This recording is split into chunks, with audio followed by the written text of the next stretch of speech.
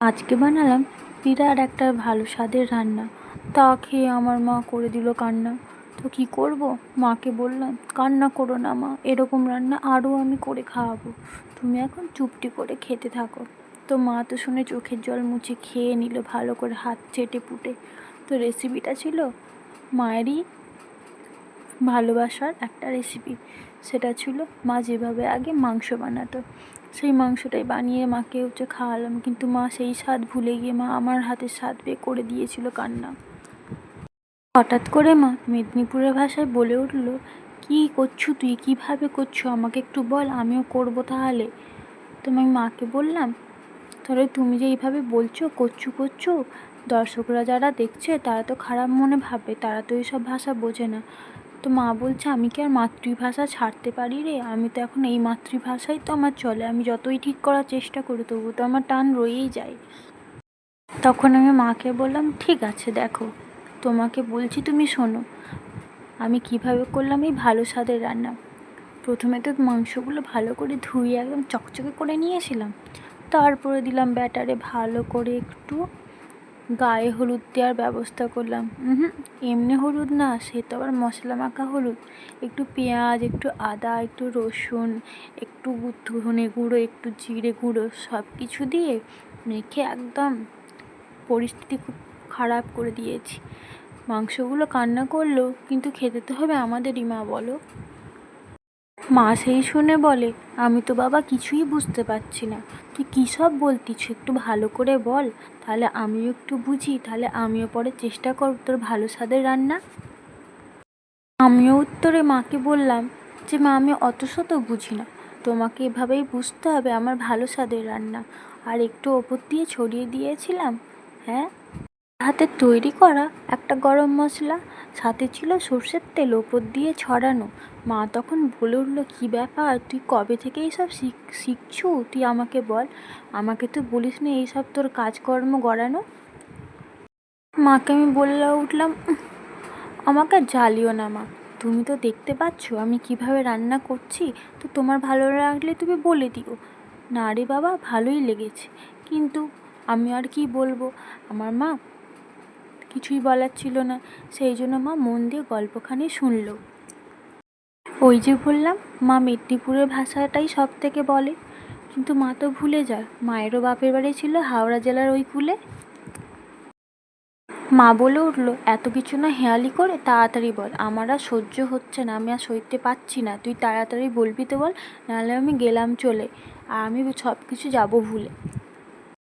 এই ভেবে মাকে বললাম, চলো আর তোমার সঙ্গে হেয়ালি করা যাবে না, শুটটা তোমার সঙ্গেই করি। প্রথমে তো ভেজে নিয়েছিলাম আলুগুলো, ভালো করে ডুমো ডুমো কেটে রাখা আলুগুলো ভেজে নিয়ে তুলে নিয়েছিলাম থালাতে। তারপরে কড়াইতে সর্ষের তেল দিয়ে তেজপাতা খানা দিলাম দুটো ওর মধ্যে ঢেলে। শুরু থেকে শুনছো তো মা, না তুমি আবার ভুলে যাও, আমি আবার করে বলছি। প্রথমে তো মাংসগুলো ভালো করে ধুয়ে কেটে এনে ওকে ভালো করে সব মশলা দিয়ে আমি মাখালাম। বা মা শুনে বলছে, এটা তো আমিই আগে করতাম রে, আগে তুই খেতে বলতিস না ভালো করছো না, তুমি ভালো করছো না, তুমি তো আগে শিলে বাটাই করতে, এখন তো আমি শিলে বাটাই করছি না, এখন তো মিক্সি বিদেশি ঘূর্ণি দিয়ে ঘুরিয়ে করছি এখন রান্না। সে অনেক গল্প মা, এখন তুমি শোনো, তুমি আগে তেল দেওয়ার পর দিতে তুমি চিনি, কিন্তু এখন আমি আর এইসব করতে পারবো না মিনমিনি, কারণ আমি একটু দিলাম আগে তেজপাতা, তারপরে দিয়েছিলাম মশলাগুলো ছেড়ে, মশলাগুলো কষাতে কষাতে আমার দমটা গিয়েছিলো ছেড়ে। সেই মুহূর্তে মা বলে উঠলো, কি তুই তুই কতগুলো লঙ্কা দিয়েছিল রে, কাঁচা লঙ্কা না শুকনো লঙ্কা? মাকে আমি বলে উঠলাম, তিস তুমি যে কি বলো না, আমি তো দিয়েছিলাম শুকনো লঙ্কা, তো কটা? তো মাকে আমি বললাম 8টা। বলছে এত ঝাল হবে, খেতে তো কেউ পারবে না। না গো মা, ঝালটা দিয়েছিলাম মেপে, কারণ এখন লঙ্কাগুলো যাতে দিন যাচ্ছে সেও যাচ্ছে সেঁটে। মা তুমি যা এত কথা বলো না, আমি সব কিছু গুলিয়ে যাচ্ছি, বাদ বাকিটা কীভাবে করলাম সেটা তো আমাকে বলতে দাও। কড়াইতে মশলাটা কষিয়ে নিয়ে দিয়ে দিয়েছিলাম নুন আর হলুদ, যাতে না ছিটকে গায়ে আমার পড়ে গিয়ে উঠে যায় না আমার হাতের ছাল। তো আমি কি করলাম, সেইগুলোকে ভালো করে মশলাগুলোকে, আবার আমার স্বভাব তো খারাপ তুমি জানো, আমি একটাও কিছু নষ্ট করতে চাই না, সেই জন্য জলের মধ্যে ছোটো ছোটো পেঁয়াজগুলো যে ভাসছিল না, কি বলবো মা, আমি সেগুলোও দিয়েছিলাম ওর মধ্যে ঢেলে। এরপর বল তো তুই কী করবি? আমার তো মনে হয় তুই আজকে মাংস রান্না করতে পারবিই না।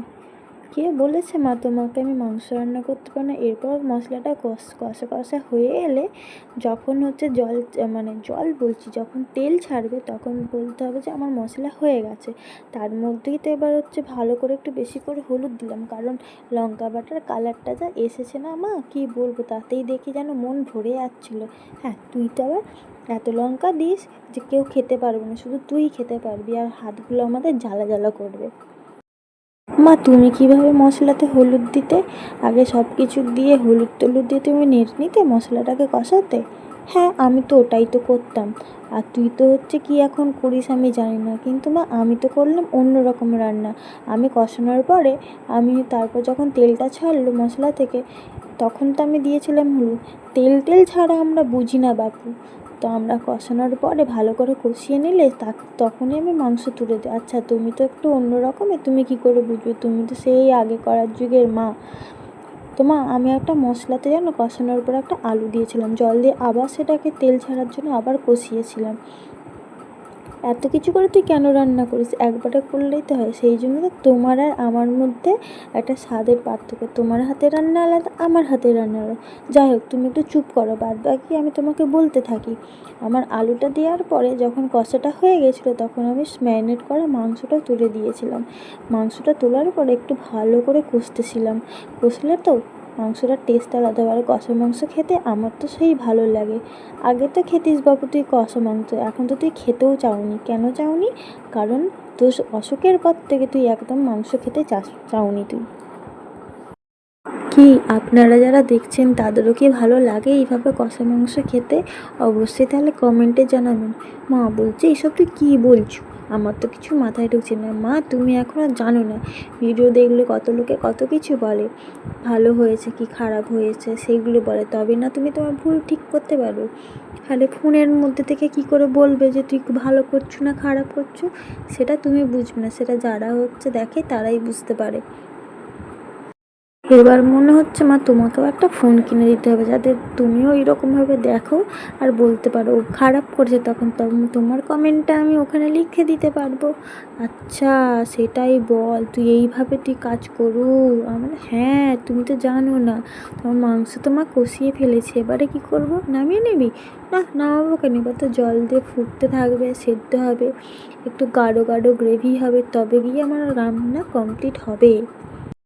আর মা কথা বলতে পারবো না তোমার সঙ্গে, আমি এবার মাংস রাঁধতে জল ঢেলে দেবো, একটু টেস্ট করে দেখবে নাকি কেমন হয়েছে। না, তুই তো করেই নিয়েছিস আগে, জানি তো তোর স্বভাব, তুই রান্না করতে করতে একটুখানি চেখে দেখিস কেমন হয়েছে, সেটা তো আমার জানা আছে রে, তুই কেমন সেটা তো আমি ভালো মতোই জানি। ইস মা, সবার সামনে তুমি এইভাবে বলে সবাই তো জানতেই পেরে যাবে, আমি রান্না করতে করতে আমি একটুখানি খেয়ে দেখি কেমন হয়েছে, তবে না আমি সব কিছু বুঝতে পারি, নাহলে তো আমি পারি না। আমার জলটা দেওয়ার পর আমার যখন মাংসটা হয়ে আসবে, তখন আমি গরম মশলার যেটা শিলে বেটেছি সেটা, শিলে বাটিনি, ওটা মিক্সিতেই বেটেছি, ওটা আমি ঢেলে দিয়ে আমার রান্নাটা কমপ্লিট হবে। তুমি আমাকে আগে একটা কথা বলো তো, তুমি যখন মামাবাড়ি যাও, মামাবাড়িতে গিয়েও কি আমাদের এই ভাষায় কথা বলো? মা বলে উঠলো, না কেন এই ভাষায় কথা বলবো, আমার তো মাতৃভাষা যেটা আমি সেটাই বলবো না, আমি তো মেদিনীপুরের ভাষায় বলি। তখন ওরা কিছু বলে না মা, তখন ওরা হা হা করে আমার মুখের দিকে তাকিয়ে হাসে। তোদের আবার এই রকম ভাষা আছে নাকি ওখানে? এই রকমভাবে তোরা বলিস নাকি? হ্যাঁ রে, তুই এইভাবেই কথা বলিস? আমার মাকে নাকি এই কথাগুলো নাকি শুনতে হয়। তো তোমরাই যেমন মাতৃভাষা সে তো বলবে, যেহেতু মা এত বছর এদিকে সংসার করছে, মেদিনীপুরে চলে এসেছে, তো ভাষাটা এইরকমই হবে না? আমরা মেদিনীপুরে বাস করি, আমাদের ভাষা এরকম, আমরা চাইলে সব রকম ভাষাতেই ভিডিও করতে পারি, কিন্তু আমরা একটা সভ্যতা বজায় রেখে সেইভাবে কথাটা বলি। তো যাই হোক, আজকের গল্পটা ছিল এই রকম। আমার মায়ের সঙ্গে আজকের ভিডিওটা এখানেই শেষ করছি। রান্নাটা প্রায় আমার কমপ্লিট হয়ে আসছে। তোমাদের আজকের ভিডিও কেমন লাগলো সেটা অবশ্যই জানাবে। আর ভালো লাগলে, যদি তোমাদের একদম ভালো লাগে, অবশ্যই একটা লাইক দিয়ে একটা কমেন্ট করে আর সাবস্ক্রাইব করে যাবে। আর কে কে মেদিনীপুরের ভাষায় একটু শুনতে চাও সেটা বলবে, তাহলে আমার মাও এরকমভাবে আমাকে বলবে আর আমি তোমাদের সঙ্গে শেয়ার করতে থাকবো। তো প্লিজ ভিডিওটা শেষ পর্যন্ত দেখো, আর দেখা হচ্ছে নতুন একটা ব্লগের সাথে, ভিডিওর সাথে আবার আসবো, আবার দেখাবো নতুন নতুন রেসিপি। আর হ্যাঁ, এই রান্নাটা হচ্ছে আমাদের পুরনো রান্নাঘরে, এরপরে তোমাদের যতগুলো ভিডিও আসবে একটু অন্যরকম, মানে আমার নতুন রান্নাঘরে একটা ভিডিও আসবে। টাটা। ভিডিও আমার এখানেই কমপ্লিট হলো, আমার রান্নাটাও এখানে হয়ে গেল, আমার ঢাকা দেওয়া হয়ে গেছে। তো সবশেষে একটাই কথা বলবো, ভালো থাকবে, সুস্থ থাকবে, নিজেদের খেয়াল রাখবে। আর ওই যে বললাম গরম মশলা, শুধু কাঠদানাটাই ভিজিয়ে ওটা বেটে দিয়েছি, তা আবার পুরোপুরি বাটা হয়নি, একটুখানি দিয়েছি। আমার রান্না কমপ্লিট হয়েছে, আর রান্নার কালার দেখে বুঝতেই পারছো, কারণ ফোনের একটু সমস্যা আছে, যার জন্য কালারটা এরকম আসছে। তো ভালো থাকবে, সুস্থ থাকবে, নিজেদের খেয়াল রাখবে। দেখা হবে অন্য একটা নতুন ভিডিওর সাথে। টাটা।